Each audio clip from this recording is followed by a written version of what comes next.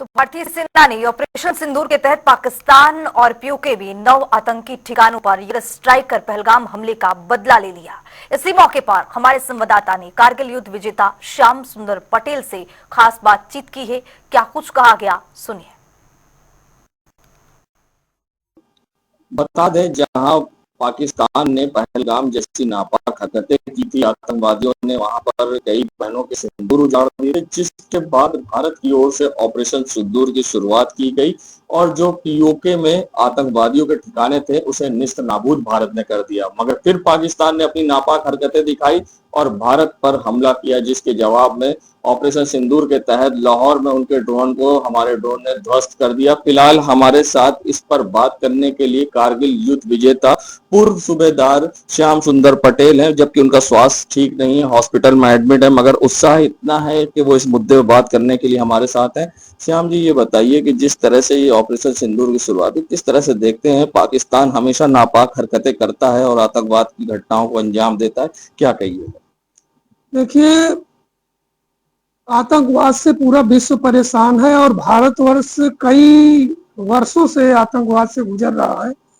और यह आतंकवाद तो इतना असहनीय हो गया कि एक धर्म विशेष को लोगों को चिन्हित किया गया, पुरुषों को मारा गया, औरतों को छोड़ दिया गया, उनके सिंदूर उजाड़ दिए गए। ये सबसे पूरे देश के लोगों का खून खौल गया। इसलिए अब भारतवर्ष की सेनाएं वो सेनाएं 48 और 65 की नहीं है। अब ये सेना विश्व की नंबर 1 की सेना है। ये बहादुरी से लड़ती है, तकनीक से लड़ती है, दिमाग से लड़ती है। जब कुछ नहीं होता तो ताल ठोक के लड़ती है। आप कारगिल युद्ध विजेता भी रहे, मगर पाकिस्तान के उस समय भी नापाक हरकतें देखी थी, तो क्या लगता है इस बार वो कितनी अपनी रवैये गीड़ा और भक्ति के साथ दिखाएगा?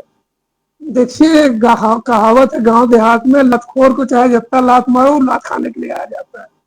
तो पाकिस्तान लतखोर देश है, इसको चाहे जितना लात मारो ये लात खाने के लिए खड़ा हो जाता है। हमने इनको हमेशा परास्त किया, कभी भी ये जीते हो तो बता दीजिए। तो इसलिए मैं इन्हें लतखोर कहता हूँ। और इनका कोई दीन ईमान नहीं, कोई मानवता नहीं, कोई इंसानियत नहीं, इनका कोई धर्म नहीं।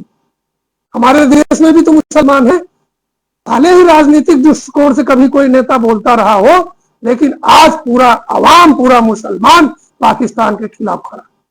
वीर अब्दुल हमीद थे, जिनके टैंक पे कब्जा करके यहाँ लेके आए, तो आज हमारे प्रयागराज में भी मौजूद है, मगर फिर भी ये शर्मनाक हरकतें करते आते हैं, पराजित होते आए हैं हमेशा, क्या कहिएगा? अब इनका कोई दीन ईमान नहीं है, इसीलिए पूरा विश्व अब जान गया कि ये एक उग्रवादी देश है।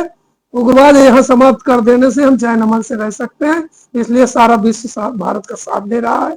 और चाइना तो व्यवसायी आदमी है, जहां सौदा बेच सके बेच लेता है। क्या लगता है कि इसको भारत, जो पाकिस्तान है, भारत को इसको नक्शे से मिटा देना चाहिए पाकिस्तान, क्योंकि आतंकवाद की जड़ें यहाँ बहुत ज्यादा मजबूत है? देखिए, हमें आम आवाम से मिटाने का कोई रवैया नहीं है, क्योंकि हम सनातनी हैं, मानवता पे विश्वास रखते हैं और इंसान के प्रति दया भाव है। हम मानवता नहीं मिटाएंगे, हम आवाम को नहीं मिटाएंगे, उग्रवाद मिटाएंगे, गलत काम मिटाएंगे। इनकी गलत हरकतों का मुंह तोड़ जवाब देके जुर्रत न करें, इस बात का सबक दें। तो अभी इस टाइम ऑपरेशन सिंदूर चल रहा है, उसके बारे में थोड़ा सा प्रकाश डालें, क्योंकि आप खुद युद्ध कर चुके हैं, कारगिल विजेता रहे हैं, क्या? ऑपरेशन सिंदूर यह बहुत ही भावुक ऑपरेशन। सिंदूर शब्द आते ही रोंगटे खड़े हो जाते, सारे जवानों के रोंगटे खड़े हैं, तीनों सेनाओं के रोंगटे खड़े हैं। किसी की बहन की सिंदूर उजड़ जाए, उससे ज्यादा शर्मनाक और उससे ज्यादा दुख दर्द जीवन में कुछ नहीं हो सकता। इसलिए यह एक भावुक ऑपरेशन है और इसमें सिर्फ उग्रवाद को समाप्त करने की योजना है और पीओके हमारा है, पीओके में लेके। एक आखिरी सवाल, कितने ऐसे लोग होंगे जो युद्ध में शामिल हो चुके हैं, क्या आप कहिएगा? यहाँ से प्रयागराज के कितने लोग युद्ध में शामिल हो चुके हैं? प्रयागराज में तो सैकड़ों की संख्या में शामिल हो चुके हैं, लेकिन जो कारगिल युद्ध विजेता हैं वो लगभग, हमने जो अभी तक खोज पाए हैं, 33-34 लोग हैं। और वो हमेशा बड़ी बहादुरी से बात करते हैं यार, कि जैसे कारगिल में लड़े थे, अब इस बार भी अगर मौका मिले चल के एक बार और लड़ लेते हैं। तो जो जज्बा प्रयागराज के जन जन में है, नागरिकों में है, इतना नहीं है कि सिर्फ पूर्व सैनिक में ही है, क्योंकि ये कैंट एरिया है, यहाँ एयरफोर्स भी है, यहाँ न्यू कैंट भी है, यहाँ ओल्ड कैंट भी है, और प्रयागराज गंगा जमुनी तहजीब जहाँ विश्व के लोग हमारे गौरव इतिहास को जानते हैं, तो ये एक बहादुर शहर है। देखिए श्याम सुंदर पटेल जी स्वास्थ्य सही नहीं है, बेड पर हैं अस्पताल में, मगर आज भी इनका जज्बा है कि ये लड़ें। इनको अगर आज भी बुलाया जाए तो ये युद्ध पर जाने को तैयार हैं और ऑपरेशन सिंदूर का हिस्सा बनने के लिए तैयार हैं और पाकिस्तान के खिलाफ लड़ने में मोर्चा संभालने को तैयार हैं।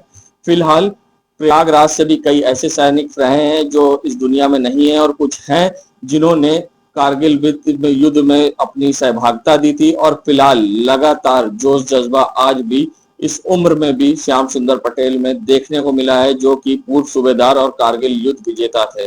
वीडियो जर्नलिस्ट सामू के संग सैयद मोहम्मद आमिर, प्रयागराज।